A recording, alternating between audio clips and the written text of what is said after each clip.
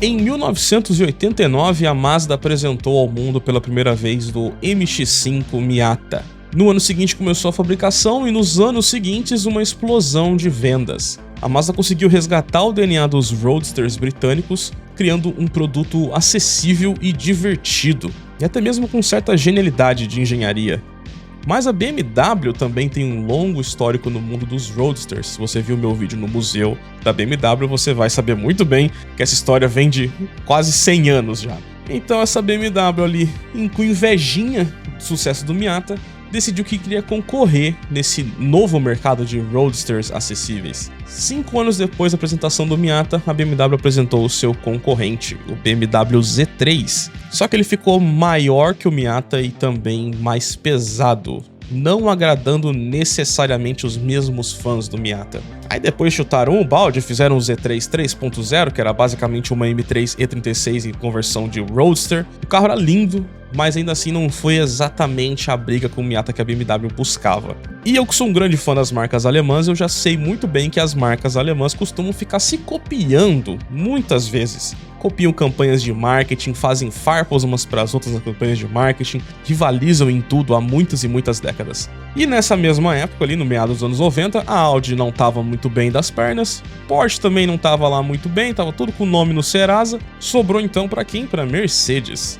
No mesmo ano de criação do Miata, a Mercedes tinha lançado o magnífico Classe SL da geração R129. Era um carro que tinha motores desde os 2.8 6 cilindros em linha até o fucking V12 M120, que foi parar até mesmo no Pagani Zonda. O SL600 é um dos conversíveis GT assim mais inacreditáveis já feitos. Só que também não tem como a gente comparar um luxo de um SL com a proposta do Miata de ser um carro esporte, leve e barato, né?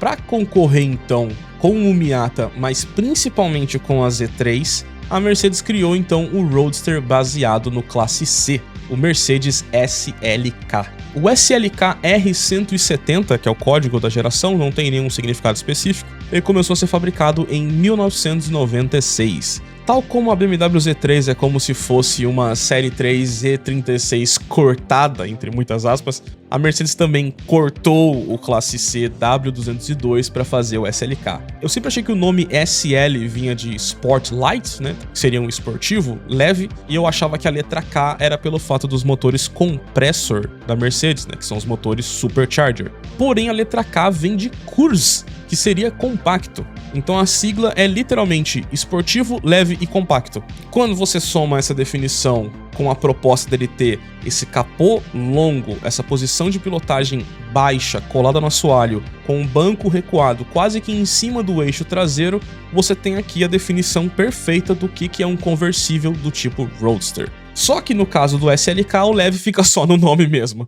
A Mercedes, diferente da Mazda e BMW, sempre usou o SLK com um teto rígido com rebatimento eletrônico, o que gera um peso extra. Então, enquanto o Miata estava nos 1000 kg, o SLK já estava nos 1400 kg, isso de peso seco, né? E o Z3 também não ficava muito longe não, tá? 1300 kg também, né? Os alemães não conseguiram fazer um carro tão leve quanto o Miata. Eles são muito metódicos para isso e também estavam reutilizando plataformas e motores que já estavam em linha para cortar custos, né? Então meio que não tinha como fazer algo tão leve quanto o Miata. Mas voltando pro SLK, com 5 versões de base e 7 motorizações diferentes, incluindo o maravilhoso SLK 32 AMG, a Mercedes então conseguiu superar o BMW Z3 em 4.000 unidades vendidas. O SLK então ultrapassou o total de 300.000 unidades vendidas, um número assim absurdo. Porém o SLK, mesmo superando a Z3, ainda assim ele tomou um couro em vendas pro Miata. O Miata vendeu 400.000 unidades. Isso no caso do Miata NA. No caso do SLK, ele concorreu por mais anos durante a geração do Miata NB. E ainda assim, o Miata NB empatou em vendas com o SLK na casa das 300.000 unidades. Então as alemãs nunca conseguiram superar o sucesso do Miata NA, mas conseguiram ali chegar próximo do sucesso do NB. E pro gosto pessoal de vossa calvície que vos fala, o SLK foi um carro melhor que o Miata NB em todos os aspectos. Essa é a minha opinião, e ainda assim o meu coração bate mais forte para Z3. É o que menos vendeu, é o que não tem tantos fãs assim, mas é o que eu acho mais legal, é o que eu gostaria de ter em relação a esses 4 carros.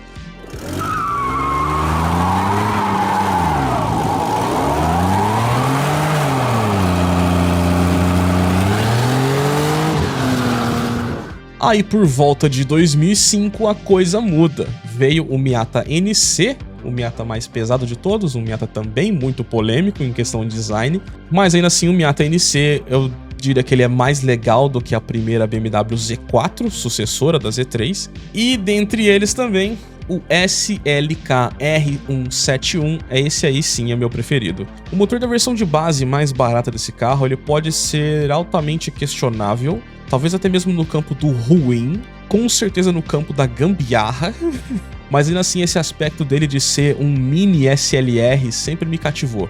E cativou o público também. A Z4 E85 caiu para 115 mil unidades vendidas, o Miata NC também caiu em cerca de 20% das vendas, atingindo 231 mil unidades, enquanto o SLK R171 reinou nos roadsters de relativo baixo custo e vendeu 311 mil unidades. Perdeu para o Miata NA, empatou com o NB e ganhou do NC. Eu não fazia ideia disso do SLK e foi muito legal descobrir isso na minha pesquisa. De novo, vale ressaltar que eu não estou comparando a questão da pilotagem, né? O Miata ele é o mais lento, mas ele é mais divertido. E o SLK e a Z4 eles tentam emular essa ideia do Miata na proposta de carros alemães, ok? Vou deixar isso bem claro. E aí eu quero que você que está aí assistindo comente se você sabia que o SLK vendeu mais que o Miata NC e qual dos três é o seu favorito aí, você que está assistindo. A Z4, o Miata NC ou o SLK R171. Estou ansioso para saber a sua opinião aí, comente aí embaixo. E já que você tá aí embaixo aí comentando também, sobe um pouquinho, clica no botão de se inscrever, se inscreve aí, pô, ajuda o canal a crescer mais. A gente tomou um strike recentemente da IMSA, então pode ser que a gente caia num Shadowban, então dá uma ajudinha aí, beleza? Se puder engajar aí, ficarei grato. Não vai crescer mais cabelo em minha cabeça, mas eu vou ficar grato.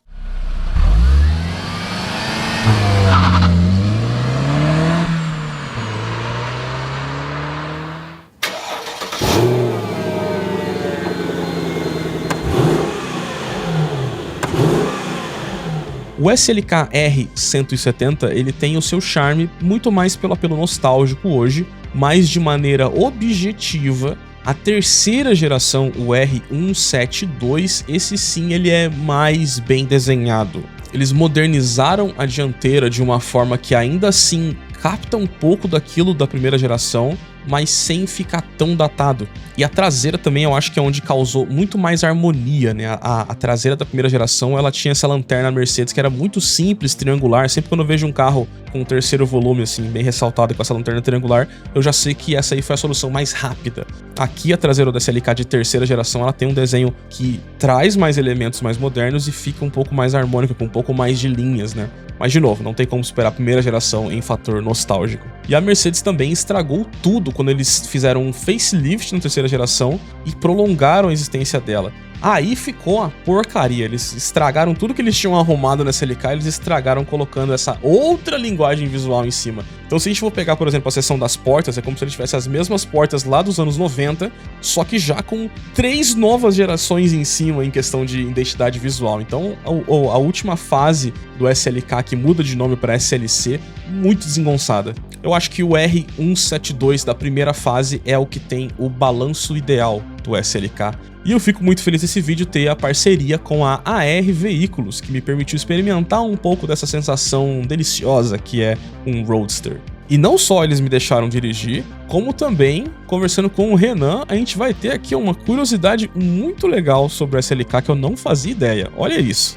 A Mercedes do Brasil, quando ela resolveu trazer a SLK, ela selecionou todas 250 com o opcional de teto de vidro. E esse opcional, ele veio conjunto a uma tecnologia que a Mercedes chamava na época de Sky Magic. Então o teto ele escurecia dependendo da posição do sol. Então era uma tecnologia que na época era pioneira no mercado, ninguém tinha. Veio para esse carro, o rival dela direto é a Z4, e então ela veio para ter aquele diferencial extremo, que seria a opção de mesmo com o teto fechado, você ainda ter um teto solar, um teto de vidro, que seria sensacional. Porém, por questão de legislação brasileira, ferrando a gente de novo, não deixaram colocar. Então se você olhar até o vidro da frente, ainda tem todas as linhas do debaçador, que seria dessa tecnologia, porque faz conjunto, e o vidro de cima, por obrigação, eles tiveram que colocar um plástico. Então o plástico fecha. Você tá brincando. Você só vai conseguir comprar esse plástico com o acabamento certinho para poder mostrar o acabamento do teto de vidro só lá fora. Nossa. Importar da Alemanha. Caramba. Aí você consegue comprar essa peça inteiriça e poder utilizar o teto de vidro ainda. Porém, isso nenhuma vai ter. Tem algumas unidades no Brasil que já importaram essa peça, porém dá para contar no dedo de uma mão. Que loucura, eu não fazia ideia disso, cara. O mecanismo, né, para poder fechar esse teto com o vidro também é parrudo pra caramba, né? Sim, exatamente. Que loucura. Não fazia ideia disso no CLK. Eu sabia dessa fita aqui. Não, mas isso aí, se você olhar em 50 canais automotivos, ninguém fala isso. Eu assisti review do carro-chefe, do não sei o que, ninguém fala do teto de vidro desse carro. Agora temos no Autotele. Porque lá fora ele só saiu na SLK 350. Então se você pesquisar, as 350 lá de fora tem o Sky Magic. Só que quando chegou no Brasil não tem. Tanto é que teve que chegar um container novo dessa peça aqui, ó. Porque ela tem... Vai uma peça aqui para você ligar e desligar o Sky Magic. Vai um botão. E aí quando chegou e que a legislação não permitiu, todas as Mercedes vai ser trocado esse acabamento de plástico. Não fazia ideia. Encosta a porta pra mim terminar de ir. O pessoal acha que eu sei tudo sobre carro. Tô sempre aprendendo.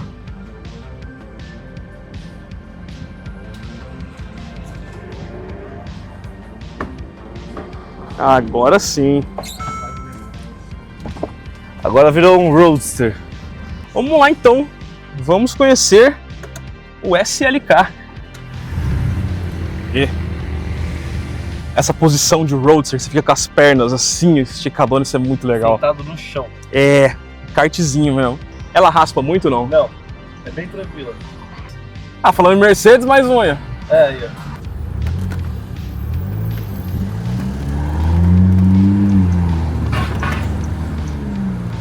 Olha, eu achava que ela seria mais dura a suspensão, viu?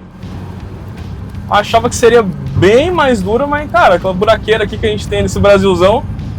Assim, se você pensar ainda que ela tá com as rodas 19, né? Então, 17. Eu achei que a gente ia ir quicando que nem aquele Celta, aqueles Celtas de Choraboy, mas não, tem que tá tranquilo. Legal. Ficou bom, casou bem com o interior, porque o interior é preto e vermelho, né? Ficou legal. Acho que o original devia ser cromado, isso aqui não, prata, né? Imitando o aço escovado, talvez. Isso. O velocímetro dela também é bem legal, né? Que fica bem dentro aqui do volante aqui. Os ponteiros bem grandões. É, bem pro motorista, né? O carro voltado pro motorista. O carro conversível de dia é gostoso, mas de noite é a hora certa dele.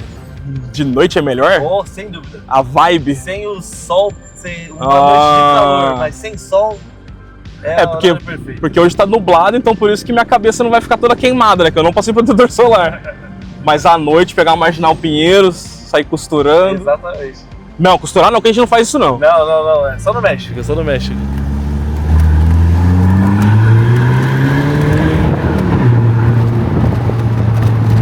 Nossa, o modo esporte deu uma melhorada, né? Nossa, o modo esporte o câmbio fica bem mais rápido. Fica mais Caralho. rápido, mais agressivo, pedal.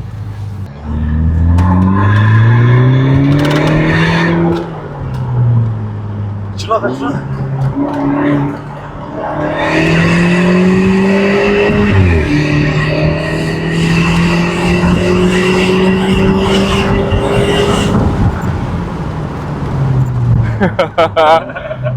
Tem que pegar coragem.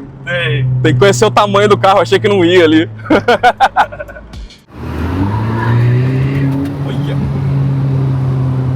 Olha, ele, em questão de ficha técnica, é o mesmo câmbio da minha C250. É o mesmo câmbio? A configuração é totalmente diferente. Nossa. Questão de velocidade de que ela acopla a marcha, tudo.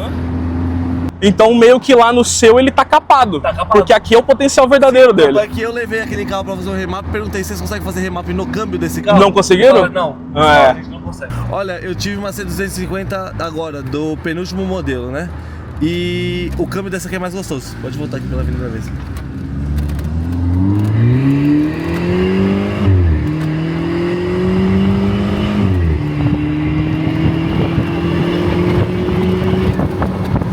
Nossa, que tesão, você tá maluco. E é um carro que muita gente não dá nada. Aham. É 1.8 só, não. É leve. Fih, Engana bem. 1.400 quilos, se não tô errado, 1.400 quilos leve. por ter todo esse aparato aqui do teto, 1.400 quilos é pouco. Caramba. O 0 a 100 dela tá mais ou menos ali nos 5 segundos. A gente vai fazer 5,5. 5,5, 5,8 ali mais ou menos. Mas, pô, tá bom, velho. O torque dela vem gostoso. Vem bem de baixo, né? O turbo, eu gosto desse motor que o turbo ele enche, assim, você pisa, o turbo já tá praticamente cheio. Não é uma turbina grande. Isso, não tem aquele delay. Olha o botãozinho da maldade aqui, é o botãozinho da maldade, ó. Quando você aprende a brincar... Sem eu rodar pelo menos uns 1.000 km com esse carro, eu não desligo isso aí não, nem ferrando. Tem que ter as dimensões, fazer umas merdas leves primeiro, pra você entender o freio. Porque eu vou gastar de combustível com um carro desse, porque vai ficar só... Como é que eu fico só... Isso, exatamente, eu venho exatamente isso. Só pra reduzir uma marcha. Ou quando eu não venho no pedal shift aqui, bum, chamando. Eu acho que pro que esse carro entrega, ele não é caro. Ah, sem dúvidas. Eu acho que não é caro. Sem dúvidas. Não sei o que você acha. Mas eu achei do caralho.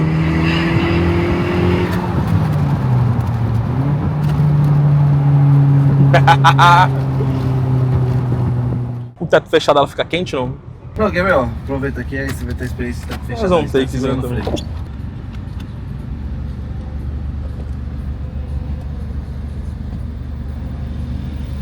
Nossa, isso aqui chama uma atenção, né?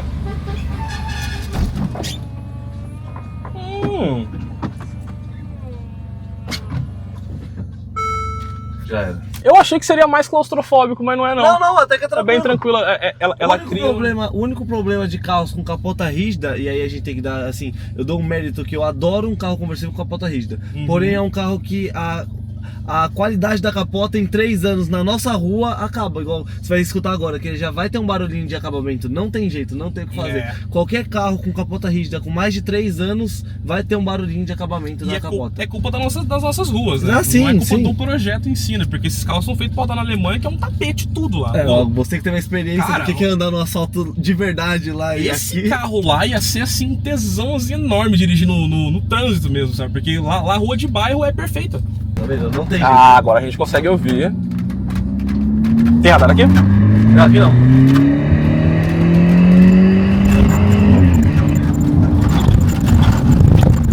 Ah lá, o barulheira. Não tem jeito. Não, eu já O começo a asfalto faz sair. total diferença. Nossa. Bom que não é um barulho de metal, né? É um barulho de um plástico. O né? barulho literalmente é aquele barulhinho de plástico, né? O plástico roçando com plástico. Mas eu prefiro ouvir barulho de plástico numa SLK do que ouvir barulho de plástico num Sandero 1.0 3 cilindros, né? Ou o cara que paga 200 mil num Jetta Não. e barulho de plástico no painel, né? Pelo amor de Deus, cara. Farpas. Então o SLK R172 ficou em produção por quase 10 anos, saiu de linha em 2020 e ao todo vendeu 200 mil unidades. De novo derrotou a Z4, o que é importante para a Mercedes, né, vencer a BMW. Depois a Z4 mudou de geração, a Z4 atual ela vendeu menos de 70 mil unidades, é um carro que não vai ganhar uma nova geração no futuro, especialmente com o fim da parceria da Toyota para gerar o Supra, o polêmico Supra Z4, então isso não vai mais acontecer. E aí, como eu falei naquele facelift do SLK, o carro ficou muito feio, foi vendendo cada vez menos. O nome SLC criou uma confusão, porque o carro sempre foi o Roadster do Classe C, mas aí mudaram o nome do nada, mesmo sem mudar de geração, o que ficou aqueles rebranding tosco que muita marca faz. E o carro também já estava sofrendo com a idade de projeto. E também veio o Miata ND, que vendeu mais de 350 mil unidades e ainda está em produção. Então nessa rivalidade alemã contra o Miata, a BMW nunca conseguiu vencer, a Mercedes empatou, venceu e perdeu de novo. Mas ainda assim o SLK é um carro que é muito legal. Como eu falei, na faixa de preço dele aqui no Brasil, acho que é um dos carros mais divertidos. Mas foi muito legal conhecer um pouco da dirigibilidade dele. E é realmente uma pena o fato de que hoje em dia quase não tem mais carros irracionais entrando em produção. O SLK sumiu, a Z4 vai sumir, o Miata não se sabe exatamente o que vai ser o futuro dele. Então essa guerra de emissões está cada vez mais matando carros legais. O SLK ele não tem nenhuma qualidade objetiva, ele não é uma compra racional, ele é uma compra legal. E esse tipo de carro está cada vez mais sumindo, o que vai cada vez mais fazer aumentar a demanda por eles no mercado de usados. Se você quiser encontrar um usado de boa procedência, super confiável, com um preço justo, procure a AR Veículos. E é isso. Espero que a Mercedes lance algum outro carro irracional no futuro. E se você é fã da SLK e gostou dessa história de como ele foi sempre uma pedra no sapato pro Miata, deixa o like aí no vídeo, se inscreve no canal. Um abraço para todos os membros aqui do canal que estão aparecendo o nome aí, do lado ali também, na voz que Farias. Até o próximo vídeo. Valeu!